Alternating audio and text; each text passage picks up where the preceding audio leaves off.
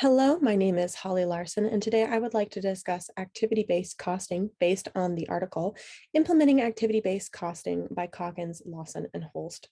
I'd like to start off with a quick analogy that they used in this article. Imagine that you and two other friends are going out to lunch. You order a salad, one friend say orders a pasta, and another friend orders a large expensive steak.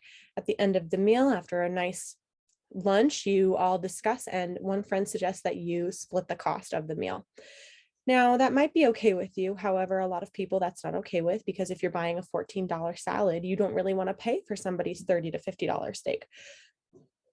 That's where activity-based costing comes into play. You would rather pay for just your $13 salad and split the bill that way.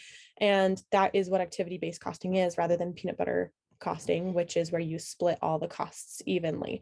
And that's what we're going to discuss today, that idea of splitting the costs based on the actual activities presented rather than just spreading it across the board as an overhead cost.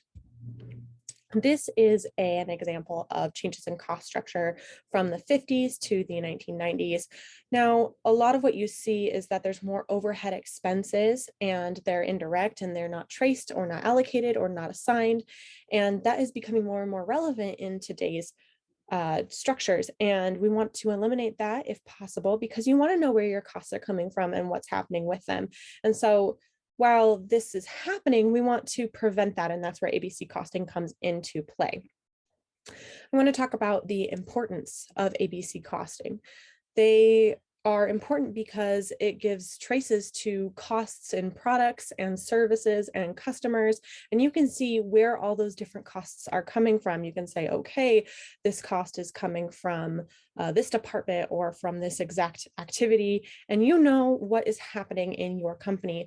And it also gives visibility to work activities and their costs. So for example, you know that if you are having your intern pay $50,000 for a service that you're doing, or if you're having to make 50,000 copies, whatever it may be, you know where that cost is coming from, what's happening with it, and why it's happening. And maybe you can make changes based on that. You never know. It depends on what's happening in your company. But if you don't know where that money is coming from, what you're spending your money on, and it's just going into an overhead, then you can't make those changes. There are some cautions that you want to take. All of this is based on historical financial information and should not be the only thing taken into consideration when you make managerial decisions. You want to utilize different managerial analyses and things like that. For example, in the article that I read, this one suggests that you use marginal cost analysis in conjunction with your ABC costing to make those adult managerial decisions that you wouldn't make otherwise. Because if you're just basing it off of past finances and things that have happened in the past, you can't actually see what might happen in the future. And when you do these analyses, like marginal cost analyses, you know that based on what's happened in the past and the analyses of the future, this could possibly help. You would want to say, if we eliminate this cost, what might happen to our finances in the future, rather than just saying, okay, in the past we've done this, so we should eliminate this, and that's the end of that discussion. This is a view of the ABC costing analysis. You would see that all of your resources and your resource driver assignments and your cost drivers go into your activities, and then out comes your measuring and your management processes and your activity driver assignments. And then you can finally see your cost objects and outputs and where all that money is coming from. And when you utilize this ABC system, you can see why things have a cost and what things do cost, and then make better decisions because you know what's helping and what's not and what you need to utilize.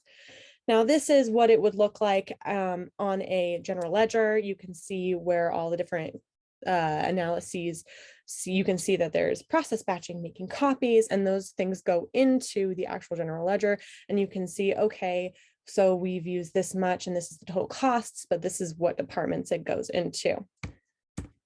Lastly, I want to talk about why ABC versus just the general what we've been doing. And I want to take it from the direct article. It says ABC is a powerful management tool that has evolved in response to the ineffectiveness of traditional cost accounting and cost management practices. And to me, that says if it's not broken, don't fix it. But if it is broken, this is a good analysis.